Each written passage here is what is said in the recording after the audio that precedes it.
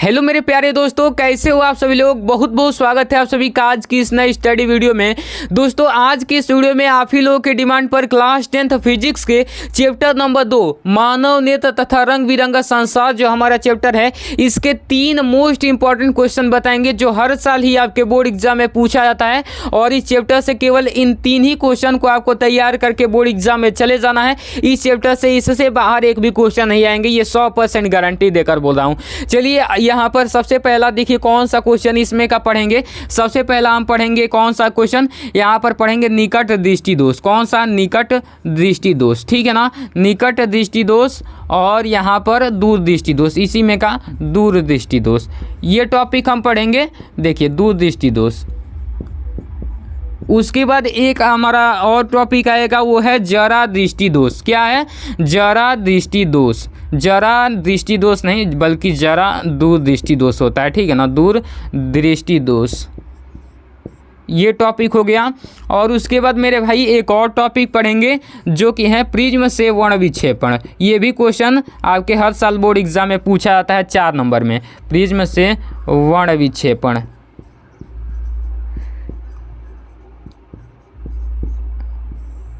केवल ये 3 टॉपिक पढ़ेंगे। एकदम 3 टॉपिक ये अपने दिमाग में बैठा लीजिएगा। दिमाग में आपको बैठाना नहीं है, हम दिमाग में बैठाएंगे, ठीक है ना। इन 3 टॉपिक को आपको दिमाग में बैठा दूंगा और बहुत आसानी से इन 3 टॉपिक को पढ़ लोगे तो इस चैप्टर का पूरा A to Z खलास हो जाएगा ये चैप्टर। तो चलिए सबसे पहले हम स्टार्ट करेंगे ये वाला टॉपिक निकट दृष्टि दोष। देन उसके बाद हम आपको बताएंगे दूर दृष्टि दोष और फिर एक एक करके सबको हम आज की इस वीडियो में क्लियर करेंगे। तो चलिए सबसे पहले हम किसको देखते हैं भाई? निकट दृष्टि दोष को देखते हैं। तो देखिए निकट दृष्टि दोष, यहाँ पर देखिए निकट दृष्टि दोष होता क्या है। सबसे पहले हम इसके बारे में लिखेंगे, निकट दृष्टि दोष। निकट दृष्टि दोष समझ लीजिए सबसे पहले निकट दृष्टि दोष के बारे में कि निकट दृष्टि दोष होता क्या है और ये क्यों होता है, कारण क्या होता है इसका और इसका निवारण क्या होता है। यही चीज़ आपके बोर्ड एग्जाम में पूछा जाता है। तो देखिए निकट दृष्टि दोष होता क्या है। जब भी निकट दृष्टि दोष होगा ना तो हमें नज़दीक की वस्तुएं दिखाई देंगी और दूर की वस्तुएं नहीं दिखाई देंगी। दृष्टि दोष में देखिए उल्टा चलता है। आप बोलोगे कि निकट दृष्टि दोष कहने का मतलब निकट क्या नहीं दिखाई देता, लेकिन इसमें उल्टा चलता है। जब आप जानती हैं कि जो होता है वो दिखता नहीं या जो दिखता है वो होता नहीं, सेम उसी प्रकार से यहाँ पर जो निकट की वस्तुएं दिखाई देंगी मगर दूर की वस्तुएं नहीं दिखाई देंगी, निकट दृष्टि दोष कहलाता है। अब देखिए निकट दृष्टि दोष किस कारण से होता है, इसका कारण क्या होता है होने का। तो देखिए निकट दृष्टि दोष के होने का कारण ये होता है कि नेत्र लेंस जो होता है, हमारे नेत्र में लेंस लगा होता है, तो नेत्र लेंस की वक्रता त्रिज्या बढ़ जाती है। अब जानती हैं कि नेत्र लेंस की जब वक्रता त्रिज्या बढ़ जाएगी तो उसका जो होगा फोकसित करने की क्षमता घट जाएगी। उसके बाद यहाँ पर क्या होता है, उसके बाद ये होता है कि नेत्र गोलक जो होता है हमारा बड़ा हो जाता है। नेत्र गोलक बड़ा हो जाता है जिसके कारण होता यह है कि हमारा प्रतिबिंब पहले ही बन जाता है। अभी सारी चीज़ें समझाएंगे, केवल इसके बारे में थोड़ा सा ओवरव्यू हमने बता दिया। अब देखिए इसका हम लिखेंगे डेफिनेशन। तो कैसे लिखेंगे कि इस दृष्टि दोष से, या फिर लिखेंगे इस दृष्टि दोष से, दृष्टि दोष से, ध्यान से देखिएगा, इस दृष्टि दोष से पीड़ित, इस दृष्टि दोष से पीड़ित व्यक्ति को निकट की वस्तुएं अस्पष्ट दिखाई देती है। ये ध्यान रखिएगा, इस चीज़ को अगर आप छोड़ोगे तो गलती यहीं पर करते हैं बच्चे, इस कारण नंबर कट जाते हैं। स्पष्ट दिखाई देती हैं, दिखाई देती हैं परंतु क्या भाई, परंतु दूर की वस्तु बहुत सारे बच्चे यहाँ पर क्या लिखते हैं, लिखेंगे कि दिखाई ही नहीं देती है। ये गलत तरीका है। दूर की वस्तु दिखाई देती है मगर अस्पष्ट कहने का मतलब कि पूरा टेक्सचर के साथ नहीं दिखाई देती है। तो यहाँ पर क्या लिखेंगे, दूर की वस्तु अस्पष्ट, क्या लिखेंगे, अस्पष्ट दिखाई नहीं देती, दिखाई नहीं देती है, नहीं देती हैं। हो गया हमारा निकट दृष्टि दोष। बस इतना आपको समझना है, केवल इन बातों को समझ लेना है। इसी तरीके से निकट दृष्टि दोष का डेफिनेशन अपने एग्जाम में लिख देना है, ठीक। अब देखिए भाई, निकट दृष्टि दोष हो गया, तो निकट दृष्टि दोष यहाँ पर ऐसे क्वेश्चन पूछेगा कि निकट दृष्टि दोष को परिभाषित करते हुए उसके कारण एवं निवारण लिखिए। तो हमने तो निकट दृष्टि दोष के बारे में लिख दिया। अब भाई लिखेंगे कि निकट दृष्टि दोष आखिर हुआ है तो किन कारणों से हुआ है। सबसे पहला कारण देखिए, सबसे पहला कारण निकट दृष्टि दोष, यहाँ पर कारण लिखेंगे। कारण क्या होता है, मैंने आपको पहले ही समझाया कि नेत्र लेंस जो होता है, नेत्र लेंस, उसकी वक्रता त्रिज्या बढ़ जाती है। वक्रता त्रिज्या पहले इतनी थी, मान लीजिए कि पहले मान लीजिए जूम कर लीजिए कि वक्रता त्रिज्या 1 सेंटीमीटर थी। अब मान लीजिए कि वक्रता त्रिज्या 2 सेंटीमीटर हो जाएगी, तो लेंस को प्रकाश किरणों के मोड़ने की क्षमता जो हो जाएगी काफ़ी कम हो जाएगी। मतलब जहाँ पर रेटिना पर मोड़ना चाहिए था प्रकाश, उसको मोड़ देगा बीच में ही। अब नेत्र लेंस की वक्रता त्रिज्या बढ़ गई और नेत्र लेंस गोलक भी बढ़ गया, नेत्र गोलक भी बढ़ गया। अब बताइए, नेत्र गोलक है, अब यहीं पर मान लीजिए कि कहीं पर रेटिना होगा, और जब नेत्र गोलक बढ़ गया और यहाँ पर मान लीजिए कि इसको मैं इरेज कर दे रहा हूँ। अब मान लीजिए यहाँ पर नेत्र लेंस है, इसकी भी वक्रता त्रिज्या बढ़ गई है, तो होगा क्या, होगा ये कि दूर की वस्तुओं का यहाँ पर, जैसे यहाँ पर दूर की वस्तुएं ये आ रही है इसका, अब दूर की वस्तुओं के प्रकाश को देखिए यहीं पर मोड़ देगा, यहीं पर, जबकि इसको ले जाना चाहिए था रेटिना पर, लेकिन यहीं पर कट कर देगा, जिसके कारण रेटिना के पहले ही प्रतिबिंब बन जाएगा। अब बताइए, रेटिना के पहले प्रतिबिंब बनेगा तो प्रतिबिंब आपको दिखाई देगा, नहीं दिखाई देगा, तो यही कारण होता है। अभी समझिए, सबसे पहला कारण में लिखेंगे, सबसे पहला कारण में ये लिखेंगे कि नेत्र गोलक, नेत्र लेंस की वक्रता त्रिज्या, अभी डायग्राम के साथ बताऊंगा, कोई नहीं बताता है डायग्राम के साथ, मैं बताऊंगा, देखिएगा, वक्रता त्रिज्या बढ़ जाती है। नेत्र लेंस की जो वक्रता त्रिज्या है बढ़ जाती है, और दूसरा नंबर में नेत्र गोलक बढ़ जाता है।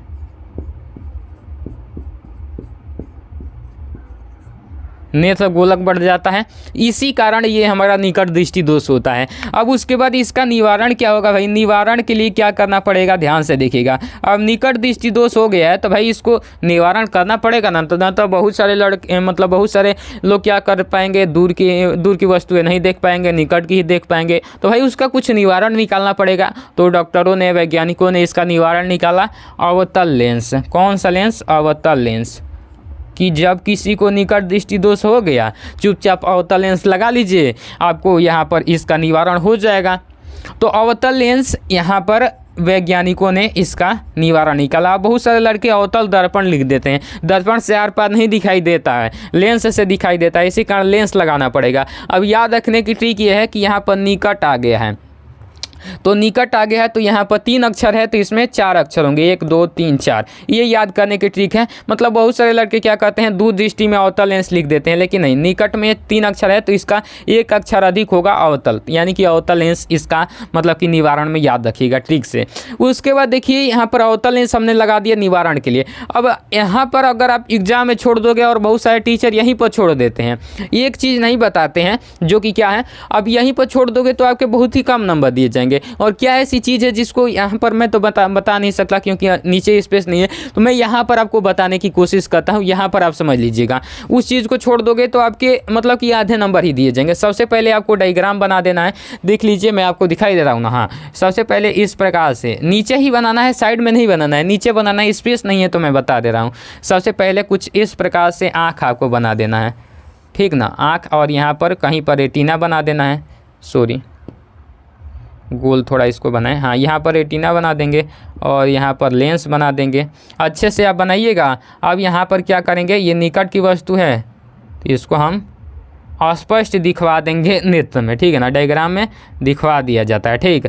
ये देखिए, ये निकट दृष्टि दोष युक्त, पहले लिखेंगे निकट दृष्टि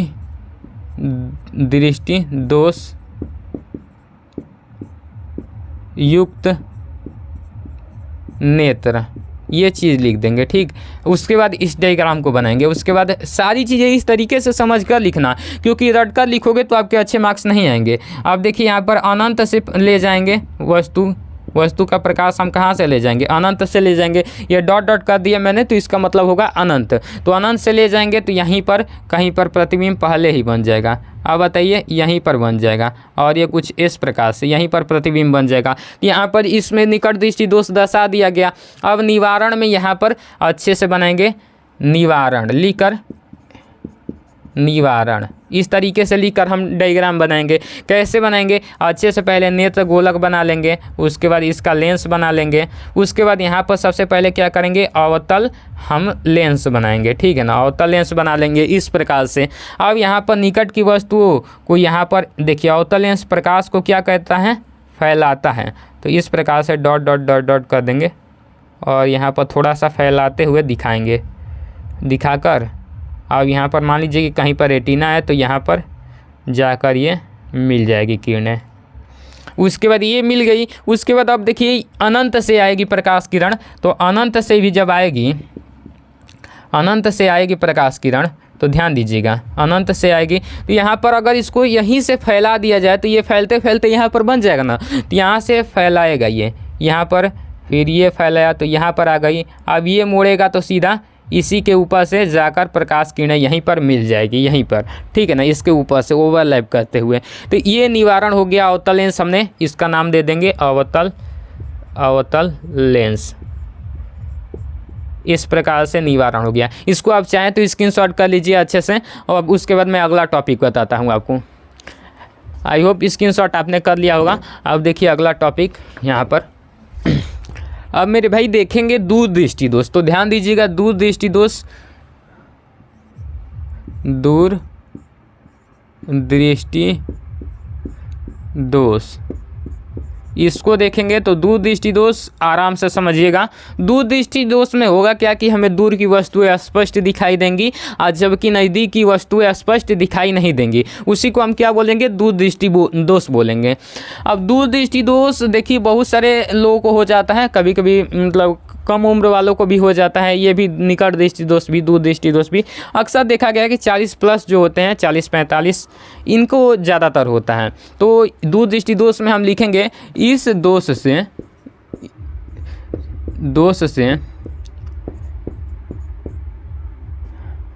पीड़ित व्यक्ति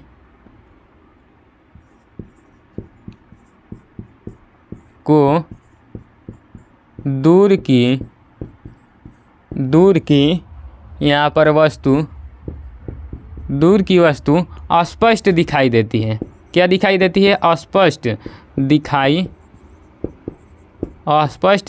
देती है, परंतु नज़दीक की वस्तुएं क्या दिखाई देंगी, नज़दीक की वस्तु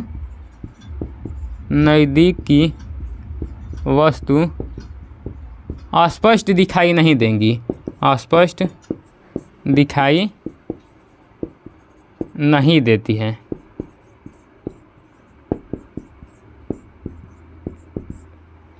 इसका ये डिफिनीशन हो गया, अच्छे से आपने समझ लिया। अब देखिए यहाँ पर इसके कारण क्या होते हैं, क्या कारण से दूर दृष्टि दोष होता है ये समझिएगा। दूर दृष्टि दोष के होने का कारण ये होता है कि इसमें सबसे पहले तो नेत्र लेंस की जो होती है फोकस दूरी नेत्र लेंस की है फोकस दूरी है अधिक हो जाता है, ठीक है ना, अधिक हो जाता है। नेत्र लेंस की फोकस दूरी क्या हो जाता है, अधिक हो जाता है। और दूसरा नंबर में नेत्र गोलक जो होता है, नेत्र गोलक छोटा हो जाता है, छोटा हो जाता है। नेत्र गोलक छोटा हो जाता है जिसके कारण ये दूर दृष्टि दोष होता है। अब दूर दृष्टि दोष का निवारण लिखेंगे। निवारण कैसे इसको निवारण किया जाएगा, तो इसका निवारण के लिए सबसे पहले हमें क्या करना पड़ेगा मेरे भाई, तो इसके निवारण के लिए हमें उत्तल लेंस लगाना होगा। उत्तल लेंस, इसमें याद रखिएगा उत्तल लेंस। अच्छे से समझ में आ गया। अब देखिए यहाँ पर डायग्राम बनाएंगे, यहीं पर आपको बनाकर समझा देते हैं।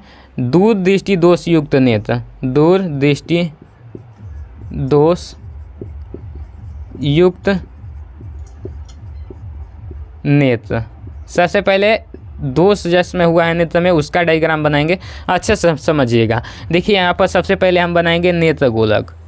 अब यहाँ पर क्या बनाएंगे, रेटिना बनाएंगे। नेत्र गोलक छोटा हो जाता है जिसके कारण दूर दृष्टि दोष होता है। अच्छे से दिखाई दे रहा है ना आपको। अब इसके बाद यहाँ पर नेत्र लेंस बनाएंगे, ये नेत्र लेंस हो गया।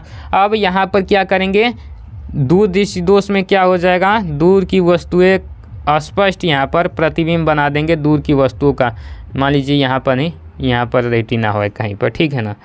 दूर दृष्टि दोष का अस्पष्ट प्रतिबिंब बना देंगे।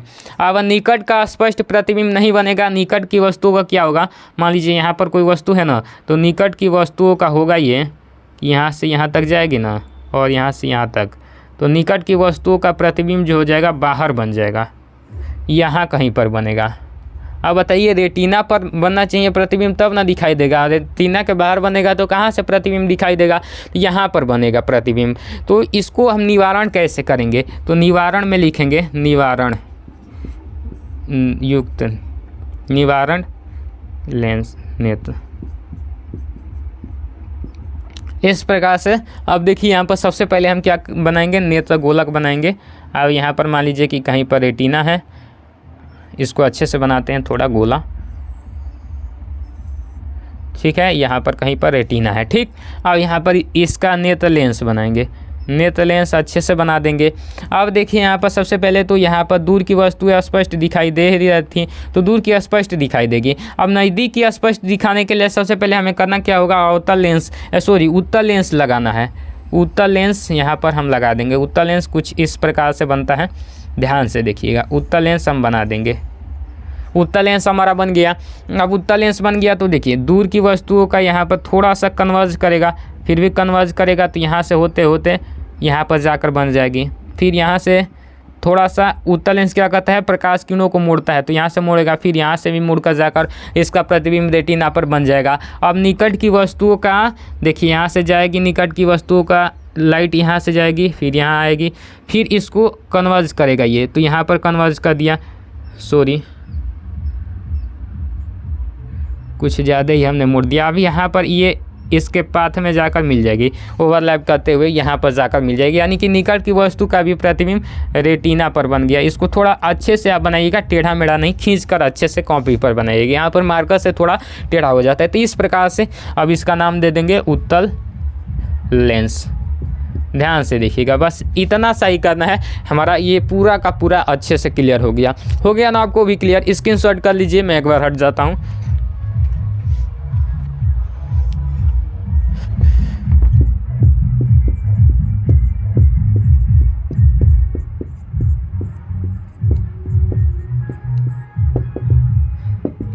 इसको मैं लिखवाऊंगा नहीं, आपको डायरेक्ट समझा देता हूँ। देखिए जरा मतलब होता है पास में, कोई कहता है ना जरा आओ जरा यानी कि पास आओ, ठीक है ना। आओ जरा नहीं कोई कहता है, तो जरा मतलब होता है पास में। क्या होता है, पास में। जरा देखो तो वहाँ पर क्या है, यानी कि जरा पास में देखो तो क्या है, बहुत लोग बोलते हैं। तो जरा में मतलब होता है पास, और दूर मतलब जानते हैं दूर, यानी कि बहुत दूर है, नहीं बोलते हैं बहुत दूरा है, तो बहुत दूर यानी कि दूर।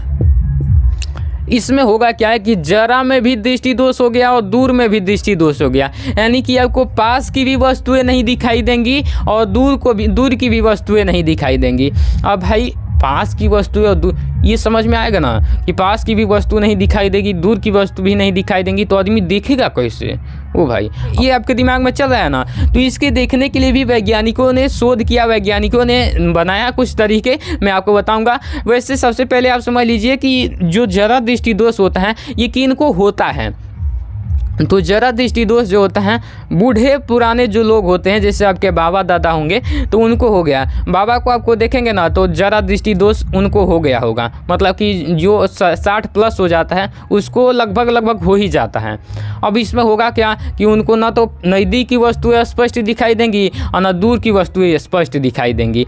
तो ये जरा दृष्टि दोष केवल ये देखिए होता है इस प्रकार से। अब इसका निवारण वैज्ञानिकों ने क्या निकाला, सबसे पहले आप समझ लीजिए कि निवारण वैज्ञानिकों ने निकाला इसका निवारण, ये निकाला कि जो आपका चश्मा है ना, चश्मा में ही क्या किया, निवारण इसका निकाला कि ऐसा चश्मा हो गया ना, तो चश्मे में ही यहाँ पर उत्तल लेंस लगा दिया यहाँ पर, और बाकी का क्या रख दिया, अवतल रख दिया। यहाँ पर लगा दिया उत्तल लेंस और बाकी का ये जो आपका पार्ट है रख दिया अवतल लेंस। यही इसका निवारण निकाला वैज्ञानिकों ने। क्योंकि भाई अब दूधू को चश्मा तो कोई नहीं लगा कर घूमेगा कि दूध जरा पास की भी नहीं दिखाई दे रही है, दूर की भी नहीं दिखा दे रही है, तो दूधू को तो मतलब लेंस नहीं लेकर घूमेगा आदमी, दूधू को चश्मा। तो वैज्ञानिकों ने दिमाग लगाया और इसका क्या किया कि इसको उत्तल लेंस नीचे लगा दिया और अवतल लेंस ऊपर लगा दिया।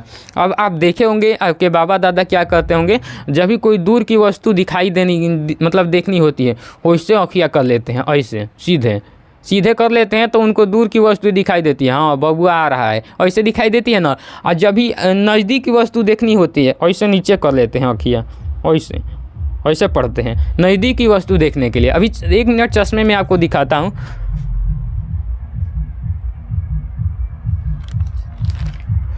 देखिए यहाँ पर ध्यान से देखेंगे ना, ध्यान से देखिएगा तो यहाँ पर नीचे एक लगा हुआ है उत्तल नीचे लगा हुआ है, देखिएगा एक अलग यहाँ से लगा हुआ है, उत्तल लगा हुआ है और इसके ऊपर अवतल लगा हुआ है। तो आके देखेंगे तो घर पे बाबा दादा क्या कहते हैं, ऐसे नीचे के देखना होगा तो ऐसे देखेंगे, ऐसे भाई ऐसे स्पष्ट लौकेगी, और दूर का देखना होगा तो ऐसे सीधा देंगे। भाई आँखियों गड़ने लगा, छोड़िए इसको रखते हैं साइड में। तो इसी प्रकार से इसको ये दृष्टि दोष होता है, तो इसको इसी प्रकार से निवारण किया जाता है। अब समझ लीजिएगा, सेम इसी प्रकार से आप एग्जाम में लिख दीजिएगा, हो जाएगा।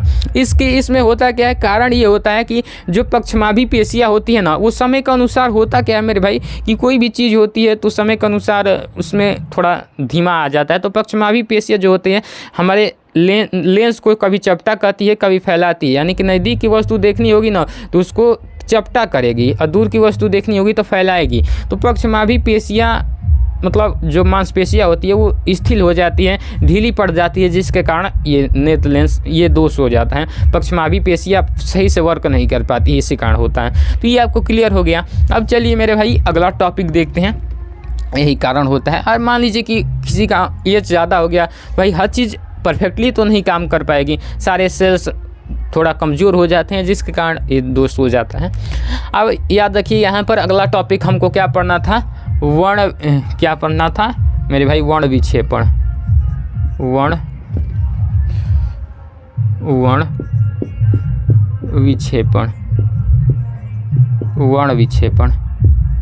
मेरे भाई वर्ण विक्षेपण कहते किसे हैं, क्या होता है, सबसे पहले ये आप समझ लीजिए।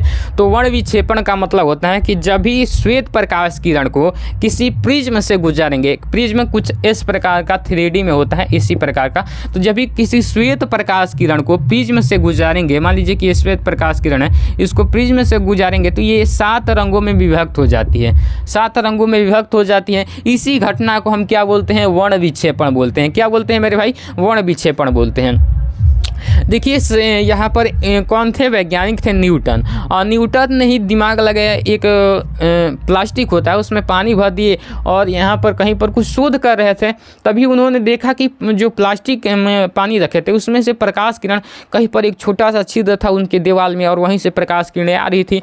और वहाँ पर देखा कि इसमें से प्रकाश किरण गुजरते हुए एक कहीं पर हल्का हल्का प्रतिबिंब बन रहा है, मतलब हल्का हल्का अलग अलग कलर डिवाइड हो रहे हैं। उन्होंने सबसे पहले एक प्रिज्म बनाया और प्रिज्म से वहाँ से गुजार कर देखा तो भाई 7 रंग बन गए थे, 7 रंग। उन्होंने दिमाग लगा भाई 7 रंग, इसका मतलब प्रकाश में 7 रंग होते हैं क्या। तो फिर उन्होंने दिमाग लगाया, अब उन 7 रंगों को फिर से प्रिज्म एक और बनाया, उसको उल्टा करके फिर से प्रवेश कराया। तो देखा कि भाई ये तो 7 रंग पुनः ऐसे एक प्रिज्म ऐसे कर दिया और एक प्रिज्म उसके पास ही में ऐसे कर दिया। अब देखा कि यहाँ से 7 रंग निकल रहे थे और जबकि यहाँ से फिर होकर एक ही रंग बन रहा था, वो कौन सा, श्वेत बन रहा था।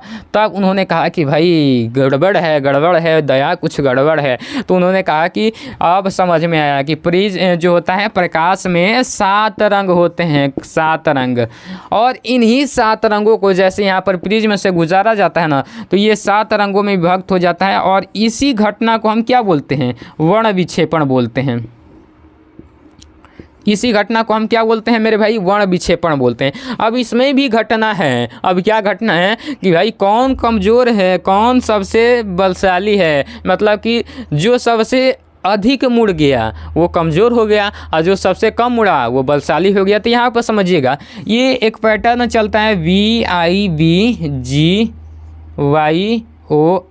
विवग्योर, यानी कि रेड, लाल, ऑरेंज, येलो, ग्रीन, ब्लू, फिर से इंडिगो और फिर से जो है वॉयलेट। वो क्या बोलते हैं इसको बोलते हैं वॉयलेट बोलते हैं, वॉयलेट कलर। ठीक, तो इस प्रकार से पैटर्न चलता है विवग्योर का।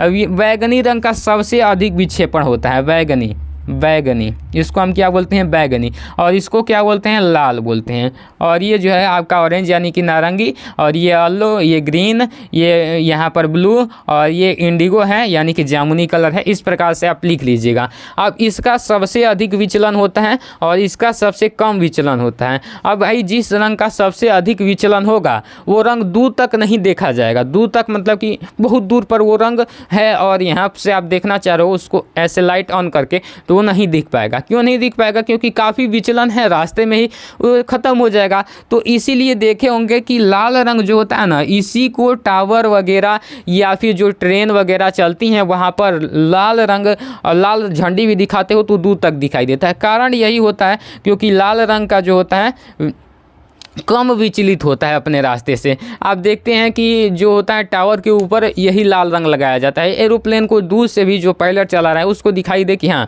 ये लाल रंग दूर से भी दिखाई देता है, जिस कारण इसके यहाँ पर लाल रंग टावर पर लगाया जाता है। तो ये आपने पता कर लिया ना कि एकदम अच्छे से वर्ण विक्षेपण के बारे में कि ये क्या होता है, अच्छे से आपने समझ लिया। तो आज की वीडियो में मैंने तीनों टॉपिक को अच्छे से क्लियर करा दिया। इससे मान लीजिए कि 10 नंबर आपके बोर्ड एग्जाम में कोई नहीं रोक पाएगा, एकदम अच्छे से समझ गए होंगे। तो आज की वीडियो में बस इतना ही, मिलते हैं अगली वीडियो में, तब तक के लिए जय हिंद, वंदे मातरम।